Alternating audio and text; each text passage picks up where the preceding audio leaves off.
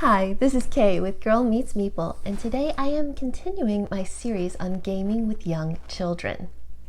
Last time we talked about gaming with toddlers, and the first games a toddler needs just to learn how to take turns, learn the basic mechanics of what it is to play a game. These games are more advanced than that. I cannot give you an age range because every child is different. The games in this list will come down to things like interest, attention span, what skills they've built up before this point. I can tell you that these games can be played by pre-readers, but I cannot tell you if your child will be able to play this game at a specific age or not, because it's just so dependent on the child. But these are all games I do play with my 5-year-old, and what this list is are my top 10 children's games that don't make me roll my eyes. I actually enjoy playing all of these games. They're not games I want to get to the table with my adult gaming group, but these are games I actually enjoy playing with her. So, mileage may vary on this list. I will not be giving age ranges. I will just talk about some of the skills needed, why I think it's a good game, what it offers, and what I enjoy about the game. So in no particular order at all, here are the games. First up, we have Zombie Kids. This is a co-op legacy game for children, and this is actually a lot of fun. This was my most played game last year. My 5-year-old asked to play this basically several times a week after we got it. There's actually a lot of strategy to this, but it is approachable to small kids, and because all the different layers of complexity are unlocked through the legacy aspect, they're introduced very slowly. So it starts off very simple. You roll, you move, and if there are zombies in the room, you can eliminate them. And that's it. You're trying to lock all of the exits to get all the zombies out and keep them out. If you lock them all before being overtaken by zombies, you win the game. And that's how it starts, and it gets more complex as you unlock and open envelopes. But it starts there, and it built her into it very nicely. So I highly recommend this for pre-readers. It is co-op, so the only reading you will encounter as it comes through the game is something an adult can read and stay on top of. So, Zombie Kids Evolution. Next up, these are, I know, two different games, but really they are the same game. Whether you're doing the PJ Masks one or the Protect the Pride Lands, basically you will be drawing a card on your turn. It will tell you which bad guy will come out and which of the good guys you can move to try to control the bad guys. You are trying to accomplish a task. In this one, you want to get Romeo's machine down to 0 before the end of it. In this one, you want to get Kaon, I think that's his name, up to the top of Pride Rock to roar before the bad guys overtake the Pride Lands. They play very similar. They're basically the same game, and I really like this because it's like the kids' version of something like Pandemic. This really feels like a intro to cooperative gaming. I was so thrilled when I found this on mass market shelves and introduced it to my kids. Now, both of my children can play this game because it is a co-op. My son's attention span is not quite long enough to make it through the game most of the time. He enjoys starting the game. He really enjoys the toy factor of the little pieces. So not really geared for that young, but it is something he is stepping into. We usually lose if he plays because strategy is actually something that comes into play in this game, but I really like these games. I really like that they introduce this kind of concept to very young children. Next up, we have Ice Cool, which is a dexterity flicking game. You build the board out of the boxes inside this box, and you flick your penguin running through this school trying to collect, well, if you are the kids who are skipping class, you are trying to collect all 3 of your fish before the hall monitor finds you and taps you. Another player is playing the hall monitor.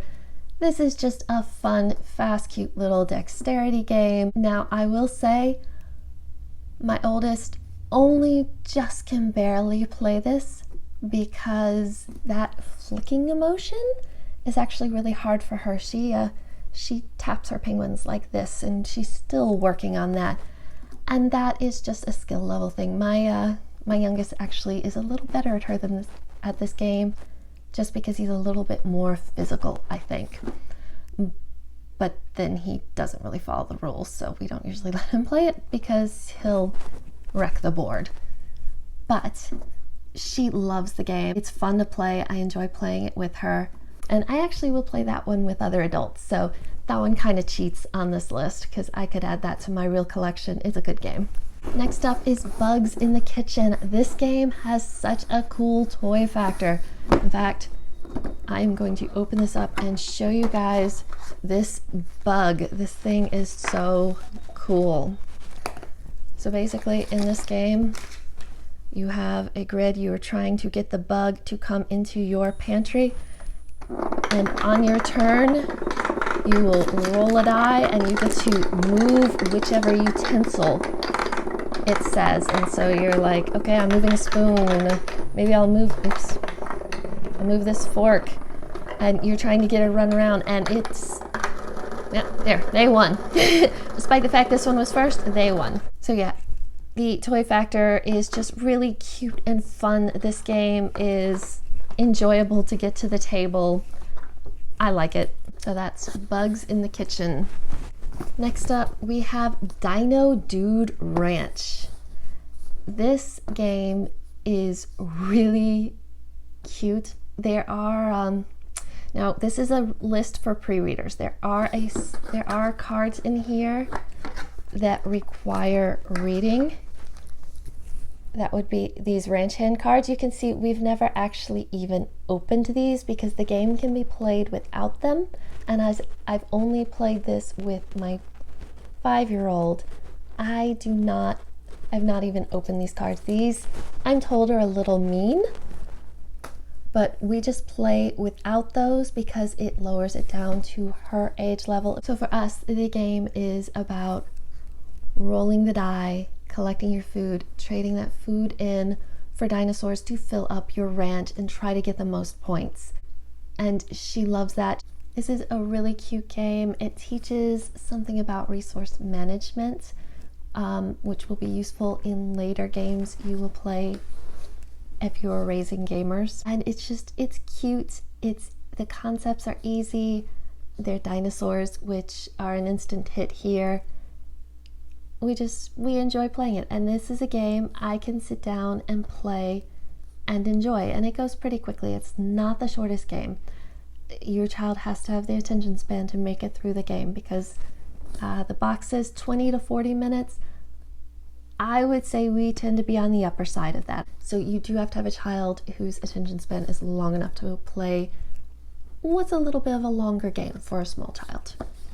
So that is Dino Dude Ranch, and it is a cute game. Next up on the list, this is another game with a really great toy factor, Slide Quest. I have never seen another game like this.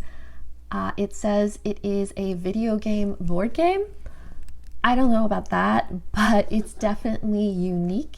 You will be using levers to control how this little knight, which is a plastic figure with a wheel on the bottom, slides around a board, and you're trying to get him to go down a path to get to the end. And as it becomes more complex, you have to do things like avoid knocking over dynamite or push bad guys into holes and then push bad guys into particular holes. So it's really neat, it's really cool. This is fun. No reading involved. It's just getting this board, and sometimes you're sitting there and go, no, lift that side. But yeah, this is unique. This is a really fun little game. I guess the closest thing would be like, if you remember those labyrinth games where you had to spin the dials to make the ball roll through a path and you were trying to avoid going into the holes. That's the only thing that I can think of that's even anywhere similar to this. So I enjoy this. This is fun to play. Next up is Concept Kids. This is a fun game that really gets kids thinking. They get a card with an animal on it, and they have to give you clues, like colors, or does it have stripes or spots? How many legs does it have? Where does it live? Is it something that lives in a house or a field or a forest or the ocean? How does it move? They have all these different options that they have to give clues. So they're really having to think, and you're having to pay attention to what they're doing, and then you switch places, and then you get a card, and they have to guess, and it's a cooperative game, and you're trying to collect as many correct guesses at the end of the game. It's kind of a beat your own score cooperatively type thing. So the scoring is not that thrilling, winning or losing this game. I guess it's more of an activity than a game in that, because it really doesn't matter if you win or lose this game. It's just really fun to play, really cool to see, to get them thinking. So I really enjoy this game. Next up is SOS Dinosaur. This is a newer one to the list. In this one, you draw a tile out of the bag. It's going to be a lava flow. You have to add it to the volcano picture. There are 4 different ones.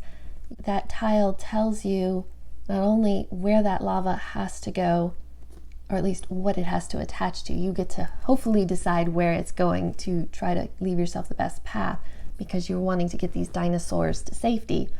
But the tile also tells you which dinosaurs you can move and how far you can move them, like the same dinosaur 2 spaces, or maybe 2 different dinosaurs 1 space each, or maybe just 1 space. And each dinosaur also is associated with a particular volcano. You can't move the same one as the volcano you drew.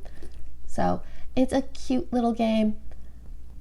Winning and losing, so it's like a graded scale of winning and losing. If you rescue, for each dinosaur you rescue, you get a certain number of points, and for each egg you manage to rescue, you get a certain number of points.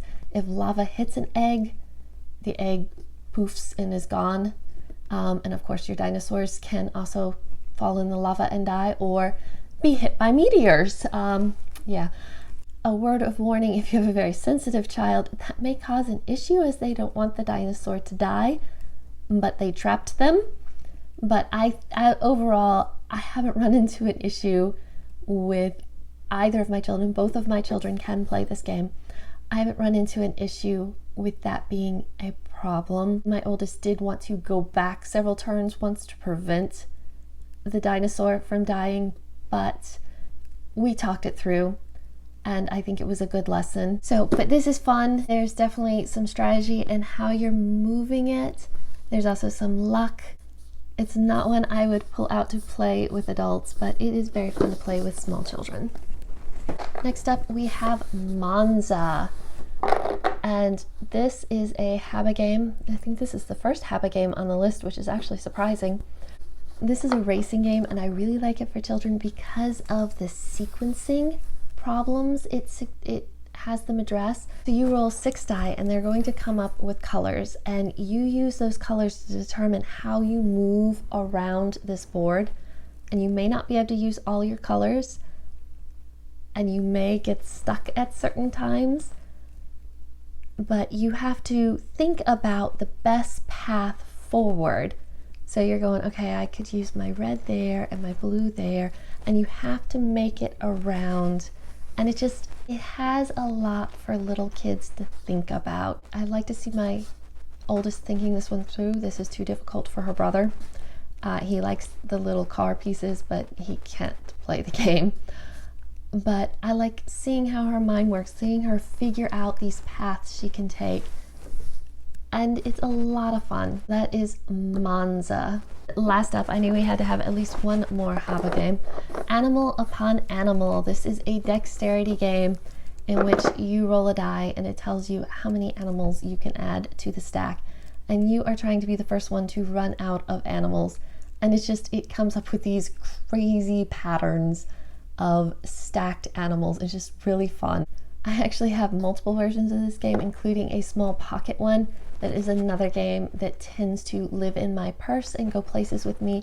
Last year during my daughter's dance recital, I ran the room where the 4 and 5-year-olds were, and she taught, I think, 6 or 7 other girls in that room how to play this game, because that was one of the ways we got through the 2 or 3 hours they were just stuck in there 3 nights in a row during the performance when they weren't on stage. So this is a cute game. It's great for hand-eye coordination and just seeing what silly things you can do, because of course if the tower falls down you have to collect all those animals, so you're trying to be careful because your opponent's going to go out quicker if you knock over the tower, and they can now place things easier. So it's fun. This is actually one that I could play with adults. It's not typically one I would choose to, but playing it with kids, it's a great option. And those are my top 10 kids games that I actually enjoy playing. It can be really rewarding to play with your children, and these are games that I not only feel like my child is typically learning something, be it, a movement skill, or actually learning more critical thinking, or just becoming better gamers who can play other more advanced things. These are things that while they're learning things, we're also having fun together and really building memories. So I highly recommend these games. Let me know down below in the comments what games you like playing with your kids, particularly kids games. I will be doing at least one more video in this series about games in my collection that I like to play with my children, but out of kids games, these are my top picks. So I hope you enjoyed this list and found it useful. Have a wonderful day and happy gaming. Thanks for watching. If you enjoyed this video, please consider liking and subscribing. And to see what I've been up to most recently, check out my Instagram. And for all our written reviews, please go to our blog. Thanks so much and happy gaming.